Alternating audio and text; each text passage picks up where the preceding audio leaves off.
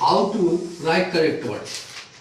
शब्द को सही ढंग से लिखने में बहुत तुम लोग गलती करते हो, पढ़ने में भी गलती करते हो, स्पेलिंग गलती होता है।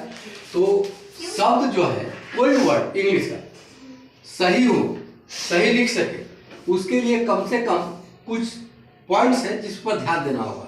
जैसे कुछ लेटर होते हैं जिसको ध्यान रखना होता है, साइलेंट लेटर, ठीक है। साइलेंट लेटर से जुड़ा हुआ कुछ ध्यान में रखना पड़ेगा कि कौन कौन ऐसे लेटर होते हैं जो वर्ड में आने के बावजूद भी उसका उच्चारण नहीं होता। और दूसरा ध्यान देना होगा फिक्सेस। ये क्या चीज है कि ये फिक्स हो जाते हैं, मतलब कोई भी चीज वो आते हैं उसका उच्चारण उस तरह का ही होगा। अगर जो फिक्सेस का ज्ञान नहीं है तो गलती उच्चारण कर सकते हैं। जैसे मान लीजिए TURE कहीं पर भी आया तो ये फिक्स वर्ड है, इसका उच्चारण क्या होगा? चर हमेशा। लेकिन जिसको ज्ञान नहीं है तो अगर ये चीज लिखा हुआ PASTURE है ना, तो जो नहीं मालूम है तो क्या पढ़ेंगे, इसको गलती से पोस्टर पढ़ लेंगे। जबकि ये अगर फिक्सेस का ज्ञान रहेगा तो ये पढ़ लेंगे POS और TURE चर बोलते ही हैं, तो क्या हो जाएगा? पॉस्चर हो गया ना। तो फिक्सेस का ज्ञान सही रहना चाहिए। तीसरा, जेंडर जो होता है हम लोग जानते हैं, जेंडर स्त्रीलिंग से पुल्लिंग करना, पुल्लिंग से स्त्रीलिंग करना, तो उसमें भी उसका रूल होता है। वो रूल का ज्ञान अगर रहेगा तो आप लोगों का स्पेलिंग गलती होने में मतलब गलती होने का संभावना बहुत कम रहेगा।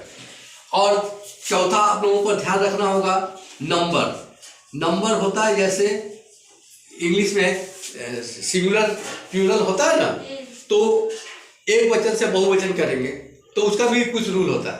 अगर जो रूल जानते हैं, सीखना पड़ेगा, तो आप लोग का भूल नहीं होगा। जैसे मान लीजिए एक वर्ड ले लिए, धर लीजिए बेबी एक शब्द है ना, और यहाँ मान लीजिए एक तो शब्द ले लिए, नाइफ ले लिए, जाहिर बात है। तो हम लोग अगर इसका प्लूरल फॉर्म लिखते हैं तो ये रूल के हिसाब से आता है। तो मान लीजिए क्या हो गया? बेबीज। तो जाहिर बात है रूल क्या है, अगर जैसे मान लीजिए लास्ट में कोई भी वर्ड में वाई आया लास्ट में, तो वाई से पहले देख लेंगे कि कंसोनेंट है, तो वाई को हटा के आई कर देते हैं। उसी तरह यहाँ देखिए कोई भी वर्ड लास्ट में जैसे यफ ई आए, चाहे भी कुछ भी ऐसा वर्ड आता है तो इस तरह करके हम उसको एफ ई को हटा देते हैं, तो VES जोड़ देते हैं। तो ये जो रूल है, ये कुछ रूल आगे चल के हम बताएंगे सभी का एक एक करके। उसके बाद 5 नंबर क्या ध्यान देना है कि कुछ अनकॉमन वर्ड होते हैं, ठीक है। वो जैसे एब्रिविएटेड वर्ड, कितने लोग हैं शॉर्टकट में वर्ड को यूज भी करते हैं, पढ़ते भी हैं, लेकिन जब उसको पूरा विस्तार से लिखा जाता है तो लिखने नहीं पाते क्योंकि मिस्टेक होगा। आमतौर पे जैसे हम लोग यूज करते हैं, CID यूज करते हैं, TTE ऐसे बोलते हैं ना, हमेशा यूज करते रहते हैं, छोटा वर्ड हम लोग बोलते हैं कि नहीं, तो इसको बोलते हैं एब्रिविएटेड वर्ड। तो मान लीजिए कि अगर इसको पूरा लिखना पड़े, CID जैसे क्रिमिनल इन्वेस्टिगेशन डिपार्टमेंट है ना, तो ये वर्ड जब प्रथम बार लिखेंगे तो भूल होने का चांस हो जाता है। तो इसलिए वर्ड का एक्सप्लेनेशन पूरा जब भी है, और वर्ड का जितने भी टाइप्स हैं, टाइप्स ऑफ वर्ड्स, ठीक है, टाइप्स ऑफ वर्ड्स जो बहुत प्रकार के होते हैं, ठीक है। किसी का भी सिनोनिम्स होते हैं, एंटोनिम्स होते हैं। एक तो मतलब कुछ ऐसे होते हैं कि स्पेलिंग एक ही होता है, कुछ लोगों का स्पेलिंग थोड़ा अंतर हो जाता है, उच्चारण एक ही होता है, तो उस सब वर्ड का कुछ ज्ञान रखना होता है। जैसे उदाहरण के तौर पर अगर धर लीजिए बहुत सारे वर्ड हैं, थोड़ा का अंतर होता है।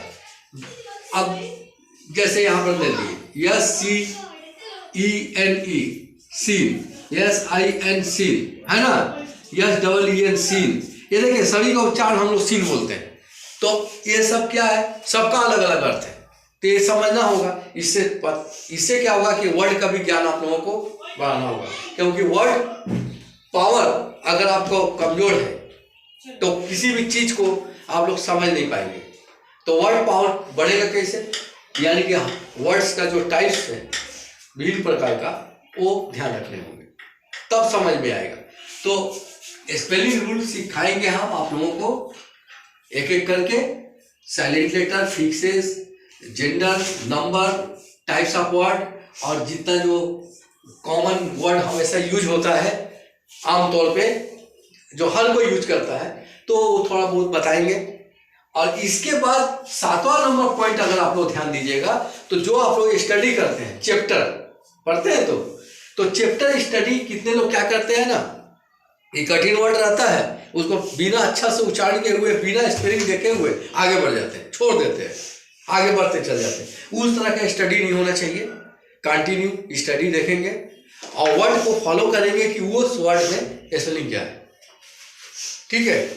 और एक बात ध्यान देना होगा कि लगातार कितने लोग हैं कि रट्टा मारते हैं।